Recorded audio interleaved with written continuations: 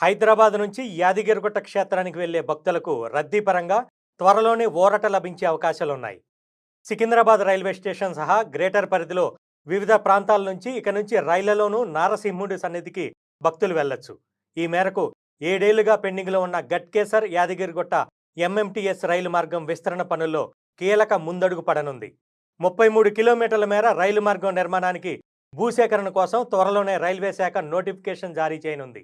ఇందుకు 60 ఎకరాలు అవసరమవుతాయని ప్రతిపాదనలు సైతం సిద్ధం చేసింది. అప్పట్లో యాదాద్రి ఆలయ పునర్నిర్మాణ పనులు మొదలవటం, నిర్మాణం పూర్తయ్యాక భక్తుల సంఖ్య భారీగా పెరుగుతుందనే అంచనాతో గట్కేసర్ దాకా ఉన్న ఎంఎంటీఎస్ రైలును రాయగిరి రైల్వే స్టేషన్ దాకా విస్తరించాలని అప్పటి బీఆర్ఎస్ సర్కార్ నిర్ణయించింది. కేంద్ర రాష్ట్ర భాగస్వామ్యంతో నిర్మించేందుకు 2016-17లో 330 కోట్లతో ప్రతిపాదనలు తయారు చేసి పంపగా కేంద్రం సరేనంది. తర్వాత రోజుల్లో బీఆర్ఎస్ ప్రభుత్వమే పట్టించుకోకపోవడం